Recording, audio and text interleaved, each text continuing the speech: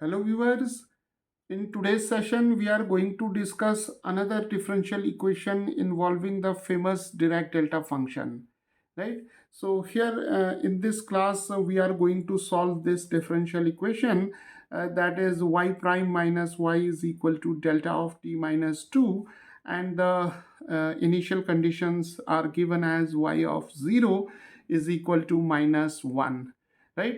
So here we'll solve this differential equation involving the delta function by using the concept of Laplace transform and the inverse Laplace transform, right? And moreover, we'll also make use of some direct results from inverse Laplace transform, right? So let us start.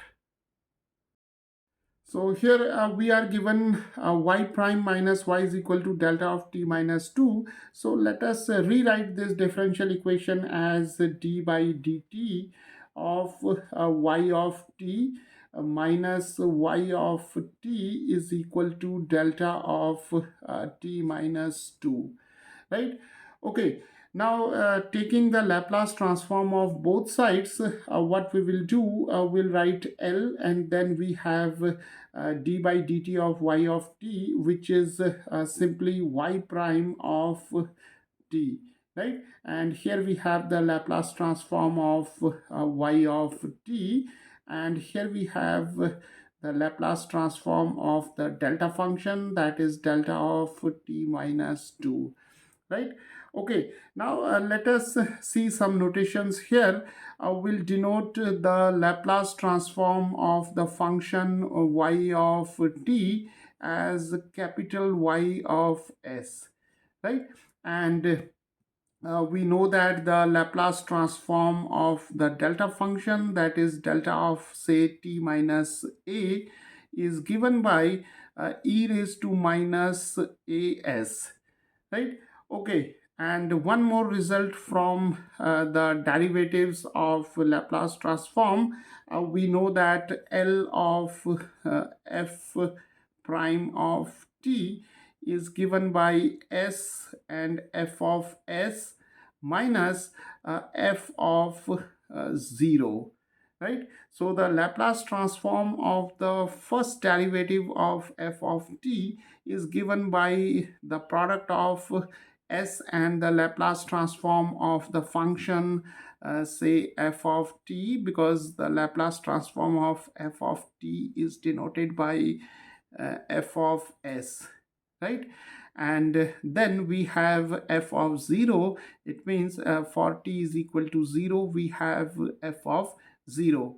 So using this result for y prime of t, we can now write here s times the Laplace transform of f of t, and here for f of s we can write the Laplace transform of y of t, that is capital Y of s, right? And then we have here y of 0, because here we have f of 0.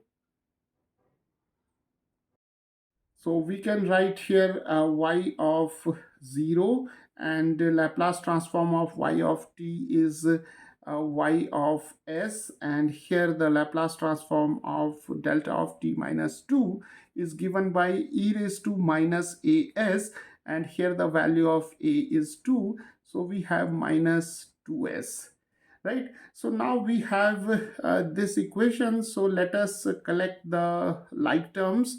So here we have s times the Laplace transform of y of t. So taking these two terms, we have s minus 1 y of s, and y of 0 is minus 1. So here we have minus 1 e raised to minus 2s, and we have s minus 1 y of s is equal to e raised to minus 2s, and this is minus minus plus. So if we take 1 to the right hand side, we have minus 1, right? So now we have y of s is equal to e raised to minus 2s minus 1 over s minus 1, right? And y of s, that is capital Y of s, is the Laplace transform of the function y of t, right?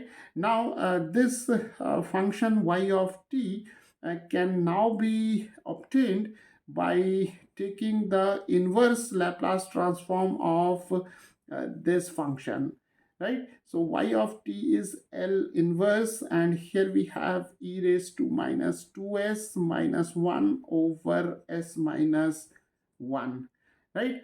So the purpose of solving a differential equation is to find out the function, right? And here we have the function now, that is y of t can be obtained by taking the inverse Laplace transform of this function e raised to minus 2s minus 1 over s minus 1, right? So let us write this expression as y of t is equal to L inverse, and we can now write e raised to minus 2s over s minus 1 minus 1 over s minus 1. So we can split this term as a sum of or difference of these two terms, right? And now we know that the inverse Laplace transform follows the linearity property. So we can now write y of t is equal to the inverse Laplace transform of e raised to minus 2s over s minus 1, and then we have L inverse and the Laplace transform of 1 over s minus 1, right? So now our function y of t can be given by this expression.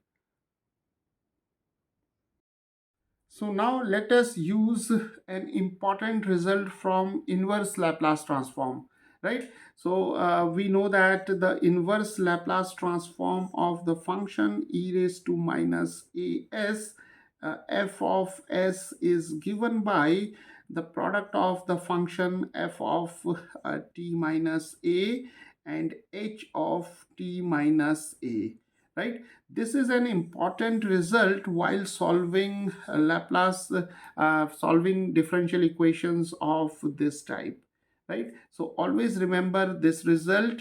And here f of t minus a is the function which is associated with the Laplace transform or the inverse Laplace transform of f of s, and h of t minus a is the Heaviside unit step function.